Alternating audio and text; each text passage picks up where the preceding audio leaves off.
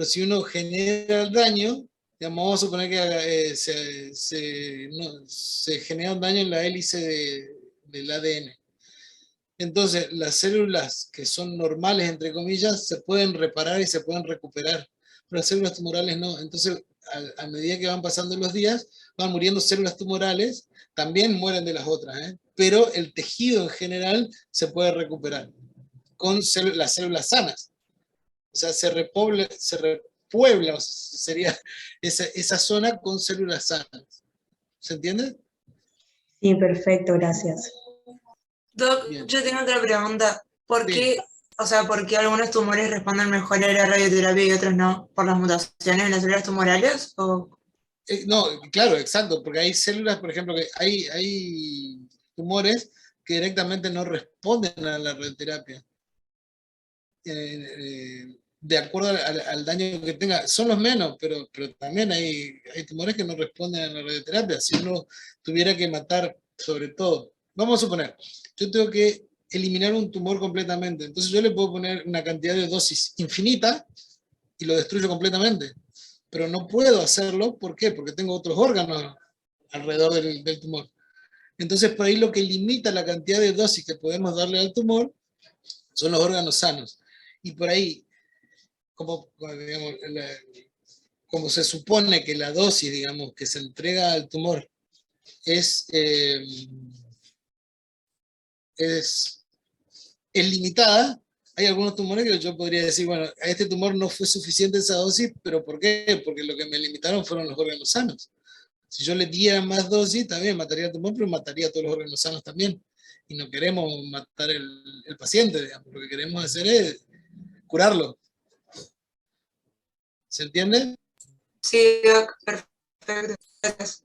Bien. Bueno, ¿qué más le puedo contar? Bueno, las radiaciones en general... Voy a volver acá, porque esto fue súper importante. Quiero que alguien que tenga alguna duda más de lo que es la ionización y que son los oxígenos se la evacúe ahora. Si tiene alguna duda de esto, lo resolvemos en este momento. Porque básicamente de esto es el secreto de la radiación y de la ionización. Miren qué simple que es. Hernán, ¿podrías hacer como un mini resumen en un minuto? Entonces, Bueno, vamos de nuevo. porque vos sos medio tímido y encima la cámara apagada y que esto que lo otro, entonces es como que ahí tenemos que estar, y como vos decís, Bien. esto es re importante. Esto es lo más importante. Bueno, va el resumen. ¿Sí? El proceso, las radiaciones se llaman radiaciones ionizantes, ¿por qué? Porque generan ionización en las moléculas de agua, como en varias cosas, ¿no? Pero a nosotros nos interesan las moléculas de agua. Si la radiación tiene la energía suficiente, puede separar la molécula de agua en un protón y un oxidrilo. Y estos radioactivos libres generan daño a nivel de ADN. Ese daño puede ser irreversible, puede ser reversible, pero las células tumorales no tienen la capacidad de regenerarse, sí reproducirse. Entonces, uno poniendo distintas dosis o cantidades diarias de radiación ionizante, genera suficiente hidroxilo dentro del núcleo de la célula para escindir el ADN de todas las células, pero las células sanas tienen más capacidad o tienen capacidad de regenerarse que son que las tumorales. Entonces, por este lado es el que nosotros utilizamos esta ventaja de la recuperación de las células en contra de las tumorales para poder aplicar radiación y poder curar el tumor. Las dosis diarias se aplican, digamos, están calculadas y se aplican durante una cantidad de días, y entonces día por día esa dosis va acumulándose y va matando cada vez mayor cantidad de células tumorales y menor cantidad o en realidad las células sanas se van regenerando. Vamos, como dato de color, nosotros, no sé si ustedes saben que la sangre se irradia, ¿sí? La sangre se irradia, ¿por qué razón? para matar inclusive los glóbulos blancos, se matan todos los que sean glóbulos blancos, bacterias, para esterilizar la sangre, pero sobre todo matar cualquier tipo de célula que pueda generar un daño en el que va a recibir la sangre, o que pueda reaccionar la sangre que va a recibir la sangre contra las plaquetas o lo que sea. Todas las cosas que... porque lo va a tomar como un cuerpo extraño. Pero nosotros la sangre lo único que necesitamos en ese caso es que transporte el oxígeno. Entonces le podemos dar una cantidad importante de radiación, de hecho se le dan 25 Gray en una sola aplicación, y mata absolutamente todas las células. Pero ¿qué pasa con los glóbulos rojos? Los glóbulos rojos no le hacen nada, porque no tienen núcleo, no tienen ADN en el núcleo. Entonces se puede tranquilamente utilizar los glóbulos rojos para seguir transportando el oxígeno y la sangre no genera un daño con las plaquetas y ese tipo de cosas a los hospederos. Entonces, digamos, en este caso también se utiliza la radiación para, en este caso, utilizar la esterilización en general de la sangre. La esterilización, llámese, no solamente de agentes extraños, sino también de los propios glóbulos blancos del que donó la sangre. ¿Se entendió eso? ¿Sí? Sí, perfecto. ¿Está bien, Nati? ¿Hasta ahí? Sí, clarísimo, clarísimo, Bueno, clarísimo. buenísimo. Acá Dale, sí bien, había una pregunta en el chat, si la radiación terapéutica puede producir alguna neoplasia. Que también les digo, digamos, pueden escribir en el chat, de que no se animen a hacerlo de forma verbal, pueden escribir las preguntas en el chat también. No sé si eso contestás ahora o más adelante. No, sí, en realidad ahora le hago un comentario con respecto a eso, pero sí, podría porque hay efectos, hay dos tipos de efectos. La radiación genera efectos estocásticos y de efectos determinísticos, ¿sí? Igual eso lo va a explicar Ángel más tarde, pero les cuento que Buenísimo. de acuerdo a la dosis que uno entrega, genera cierta cantidad de efectos. Obviamente que los efectos determinísticos son los que se pueden determinar. Si yo entrego 25 Gray en una zona, obviamente voy a generar una quemadura. Entonces eso se ve y eso es un efecto que se puede determinar, por eso se llama determinístico. Ahora, si yo entrego 200 centigray, ustedes fíjense que lo que se está haciendo es ionizando las células, se está alterando el ADN, y entonces este ADN puede llegar a mutar a la hora de recomponerse. Pero a dosis bajas no sabemos si va a suceder o no va a suceder. Entonces, sí podría generar una neoplasia a causa de esa radiación, pero está en una zona gris que casualmente se llaman efectos estocásticos o aleatorios, digamos, que podría suceder. Eso lo va a explicar Ángel en un rato. Espero que un poco mejor.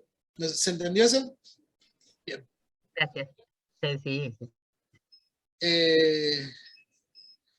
Bueno. ¿Qué le pasó a mi...? Ahí está. Bueno, las radiaciones ionizantes se utilizan en medicina básicamente para diagnóstico y tratamiento, ¿sí? En diagnóstico se utilizan para lo que es los rayos X, mamografía, fluoroscopía, tomografía computada, gammagrafía, y bueno, tomografía por emisión de positrones. Eso sería lo que es el PET. Pero vamos a suponer que hacemos una radiografía convencional, y esto podría explicar un poco. Una radiografía convencional genera energía de radiación ionizante que atraviesa el cuerpo e impacta en una placa. Esa energía, ya sabemos que es ionizante, eso que es capaz de ionizar el agua de las células del paciente que se sacó la placa. Si generara la cantidad de oxidrilos suficientes como para escindir alguna molécula de ADN, de hecho lo va a hacer. Ahora, al recuperarse esa molécula de ADN, podría cualquiera generar una mutación. Y eso podría, digamos, estar dentro de los efectos estocásticos con solamente una placa. Eso por ahí para reforzar lo que se dijo antes. Podría no hacer nada y que recuperarse todo de manera normal, que es lo que sucede en la mayoría de los casos, porque generalmente es poca energía la de un rayo X, pero es más útil, digamos, la placa, que es lo que podría pasar, digamos. El riesgo es, digamos, uno tiene que balancear el riesgo a la hora de aplicar este diagnóstico. Vamos a suponer que viene el paciente con el fémur a 90 grados Y sí, la verdad que yo no voy a no hacerle la placa por las dudas si se agarra alguna neoplasia, a tratar de repararle el fémur, digamos, ahí se justifica. Entonces por ahí en radiaciones eso tiene que estar justificado realmente el diagnóstico. Pero bueno, dentro de todo, hasta ahora estamos yendo bastante bien con los estudios y los diagnósticos. Bueno, y en tratamientos, que es lo que nosotros hacemos básicamente acá en radioterapia en el hospital y en lo que sea en general, se utiliza radiación de mucho mayor energía. Entonces, esta energía que se utiliza para el tratamiento, que se llama radioterapia, que vuelve a lo que es radioterapia externa y braquiterapia, que braqui quiere decir cerca, y es terapia de cerca, prácticamente apoyando la fuente en la lesión. Esto se utiliza energía de arriba del megavoltaje, que es lo que por ahí te obliga a tener blindajes, paredes de, vamos a suponer en el caso de un acelerador de 12 MeV, de energía que puede llegar hasta 12 MeV, de paredes de 2 metros 20 de hormigón, 2 metros 40 de hormigón armado. De ese grosor las paredes. Así que imagínense la energía que genera esto, y eso es lo que genera en una célula, digamos, ¿sí? Bueno, ahora Ángel le va a hablar digamos, en detalle de lo que son los tratamientos de radioterapia, cómo se hace braquiterapia. Yo le estoy explicando básicamente lo que es la radiación. Bueno, en la industria también se utiliza la radiación, lo que es la metalurgia, medida, resina, luminiscencia, rayos X de control, por ejemplo, para hacer en un piso una placa, para cañería, y bueno, en distintos lugares más.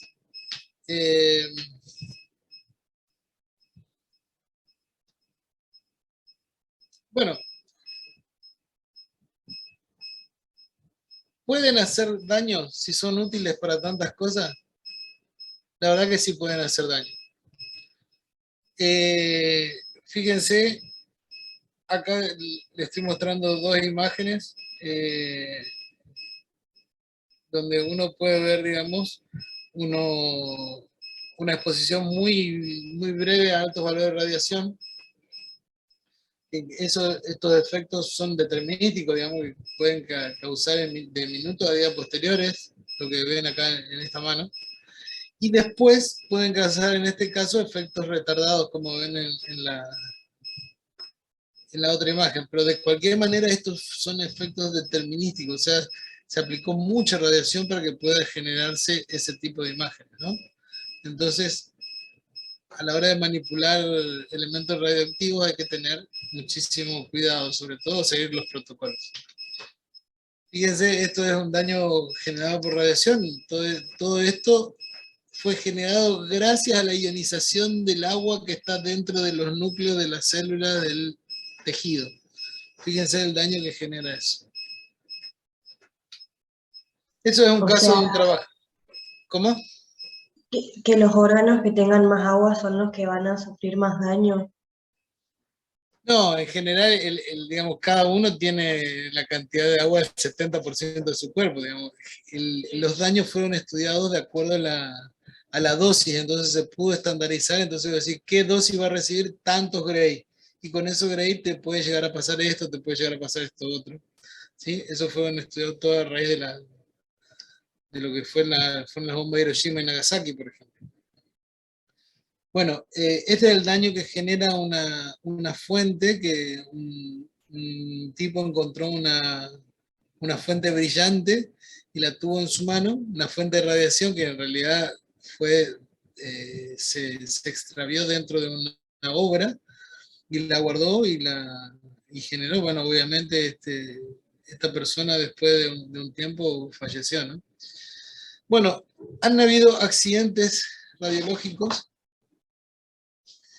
Fíjense, en este caso era una planta en El Salvador, habían 3 trabajadores irradiados en un irradiador industrial para esterilizar productos médicos. ¿Qué pasó acá? resulta que tenían una fuente de cobalto en la que por este lugar que ven acá pasan los productos médicos, la fuente sale y no genera, digamos, la radiación y después se vuelve a guardar. Esa fuente no se quedó trabada, entonces no entraba a su locker, digamos, el lugar donde tenía que estar guardado. Perdón. Y el trabajador este lo que hizo fue ir a buscar a dos amigos para que lo ayudaran a meter esa fuente dentro de su lugar de guarda. Y entraron al habitáculo, han manipulado más o menos durante 3 minutos aproximadamente, y salieron. Resulta que los 3 fallecieron por radiación, ¿sí? O sea que acá también queda demostrado que si uno no tiene cuidado o no sigue los protocolos puede generar daños terribles. Bueno, y este caso, por ejemplo, es un accidente que les voy a comentar que sucedió en Guainía, en Brasil, en el 87, que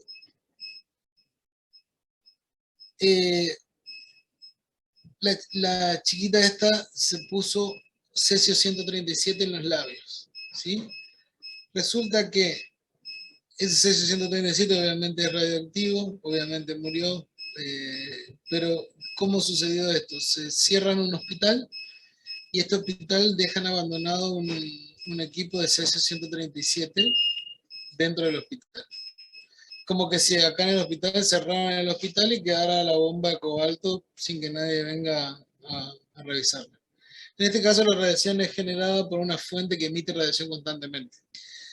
Bueno, encuentran el cesio 137, unos chatarreros que rompen el equipo y llevan ese equipo azul brillante. Y bueno, llegan a una comunidad pequeña, todos se ponen, ven ese equipo azul y se pintan la cara y bueno, lo utilizan. Esta chica lo que se puso fue en los labios y fue uno de los peores accidentes de la historia, porque un montón de gente murió a causa de este cesio.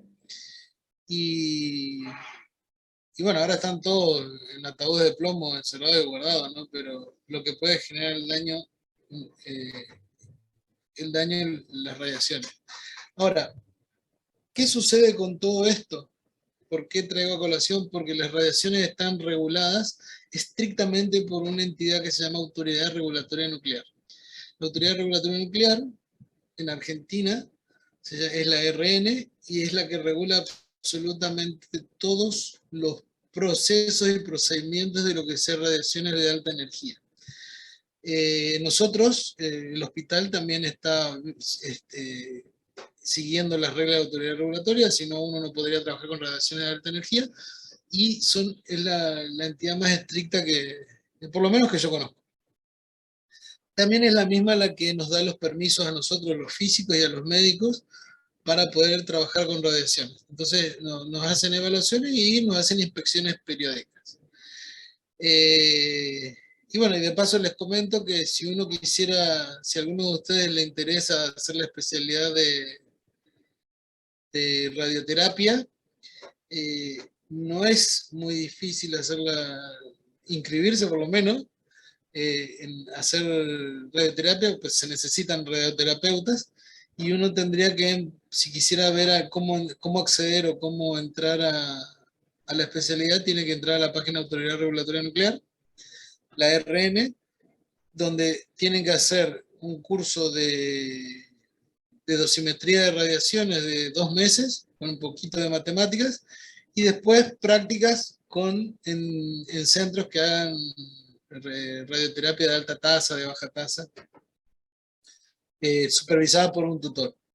Pero después, a la hora de trabajar, siempre, digamos, por más que esto les resulte un poco complejo lo de las radiaciones, siempre van a trabajar con un físico. Y el físico es el que por ahí se hace la parte, digamos, de cálculos, la parte de matemáticas, la parte tecnológica. Entonces, por ahí no es tan complejo a la hora de la medicina, digamos, que un médico pueda meterse con por ahí con términos complicados o fuera de la currícula como ondas electromagnéticas y ese tipo de cosas. Los físicos somos los que nos encargamos de mantener que los equipos estén calibrados, que emitan la radiación que dicen que tienen que emitir, y de programar, generar los protocolos o los tratamientos de los pacientes según la indicación del médico. El médico va a decir, bueno, tiene un tumor, vamos a suponer, de próstata, y este tumor va a recibir, el médico pide que reciba tanta dosis.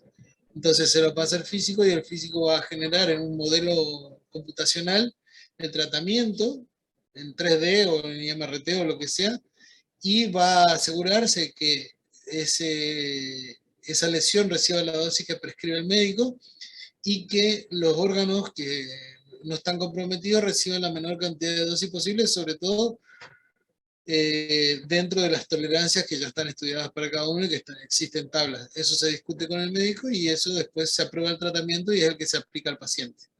Entonces, básicamente, la radioterapia es un trabajo en equipo entre médico y físico. La aplicación lo hacen los técnicos, pero todo está siempre regulado por la ARN, ¿sí? Bueno, esto era lo que le comentaba un poquito de los efectos no estocásticos, que son los determinísticos, digamos, que son los que se pueden ver de acuerdo a la cantidad de dosis que uno entrega, digamos. Si yo entregara cierta cantidad de dosis, sé lo que va a suceder, que en cada órgano hay unas tablas que vienen de un organismo que se llama Quantec, que tienen, digamos, organizada la cantidad de dosis que puede recibir cada volumen de órgano y qué daño genera en ese órgano, a qué cantidad de dosis. Nosotros nos guiamos por esa tabla para poder, digamos, planificar los tratamientos. Y después están los efectos probabilísticos o estocásticos, que son los efectos que pueden o no aparecer, digamos, que son los que se pueden producir, según la pregunta en el chat, que se hizo a baja dosis, digamos, que bueno, eso está en un rango en un gris que no se puede saber. Eso no se puede saber inclusive, si uno recibiera una cantidad de dosis, inclusive podría, y se genera una neoplasia, no podría saberse si es propia del paciente o si fue a causa de alguna de la cantidad de dosis, de la cantidad de estudios que se hacen ahora la gente con la cantidad de equipos que hay, digamos. Bueno,